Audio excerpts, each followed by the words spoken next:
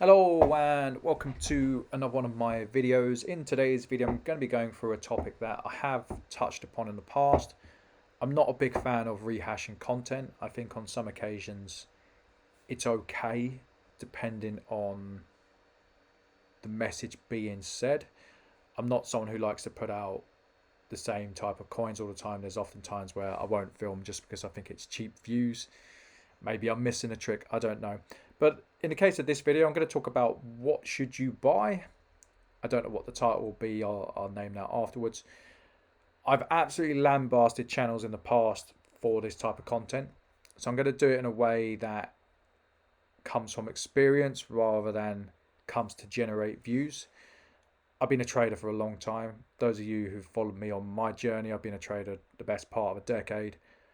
I know that trends change. I know that people change. I know that prices certainly change. But I know that there's some fundamentals that you should put in place when buying. And I know that it's not a one-sided affair in the sense that you have to sell it eventually, or someone in the chain has to sell it. The reason I've lambasted channels in the past is because I said, well, what should you buy? And my thought process has always been, well, you've never sold it, so you've no right to talk about it. Maybe I'm being harsh. Maybe I'm being overly critical. There's always going to be opportunities. So let's get into it. What should you buy? What's a good thing to buy in 2025? If this is 2026 or 2027, just replace the year. I doubt there'll be many viewers in the years to come for this content, mind you. So I've always said that you should always consider how you're going to sell before you buy. But I think I've also accepted that as much as I talk about the investment side of things, and I do want people to do well, I want people to buy from me and I want them to have a good crack at making money in it down the road. But I'm not oblivious to the fact that some people buy for other reasons apart from making money. Some people are investors. Some people, they're collectors. Some people are flippers. Some people are just buying to gift. But when you know the rationale for why you're buying, you can then work out the rationale of selling when it comes to that. Are you buying for an easy exit? Take it to a dealer. That will dictate what you buy in a lot of scenarios. Maybe you're going to pass it down.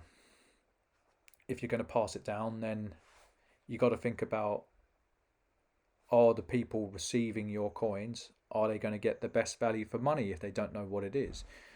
Now, as much as I don't like it, I try and give people a fair crack of it. I'm not oblivious to the fact that some people get taken to the cleaners and they don't even know it. I've heard of deals go down where they've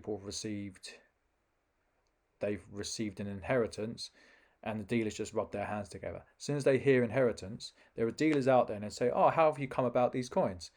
Inheritance. Oh, easy money. You should always talk to many different dealers when selling, or many different people if it's the social media side or the peer-to-peer market that you wish to trade into. You could always go to a dealer and say, I want to sell it on commission. If they're willing to do that, you might get a better deal out of that. But I think when you know the type of buyer you are and the type of seller you wish to be moving forward, you can then get to the nitty gritty of what you're going to buy. Now, I know as a dealer, having been a dealer as long as I've been, and by the way, every time I say dealer, take a shot. I know that the amount of time that I've traded, trends change, people change. What's hot at the moment won't be hot in the future. It might flip around. You might see pockets of value. You're not going to know about these if you're just buying your coin. If you're a collector, there's going to be pockets of value come and go. Like I remember when I first started selling Queen's Beasts, I had a load of Griffins. I sold them around the £35 mark. Those coins went up to £120 a coin. Okay, they're 2 ounce, fair enough. So you could have 4x'd your money had you bought when I sold it and sold at the top of the market. They've now drifted back down. I think the last ones I sold for £70. So was I slightly under? Yes, I reckon I could have got 80 out of them. But the point is, you don't know what the price is going to be.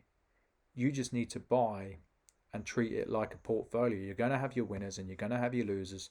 And one of the reasons I got caught short on silver, the market changed. The market completely changed. So I've seen silver go for, well, in terms of bullion, I'll break it down. In terms of bullion, I've seen it go for a little over spot. I've seen it go for a lot over the spot. The premium and the spreads will change over time, and there's going to be shockwaves in the market. Now, I can think of two that happened fairly recently. You had the Brexit vote. That completely changed the game because the type of silver on offer, it diminished. And instead of collectors' coins going up in value because they were harder to get, people lost interest. So the prices came down. It was counterintuitive to how it should have been. In terms of the next shockwave, there was a gentleman who was importing it in. Now, I don't personally believe he was doing it legally. I could not care less if he was doing it legally or not. That's not on me. I have to deal with my accountant. I have to look at the man in the mill. I have to pay the tax man. What someone else does is none of my concern. Is someone selling cheaper than me, then I've got to get better at my job. But it completely changed the market and the premiums crashed. Now, I don't know if he's still trading. The premiums have risen again. But you don't know when you buy if the premium is going to be high or low. You don't know in the future if they're going to be high or low. Maybe there's another shockwave. Maybe, for example, the government takes VAT off it. Highly unlikely, but it's a scenario that could happen. Maybe the absolute saturated amount of coins that have hit the market recently will die off.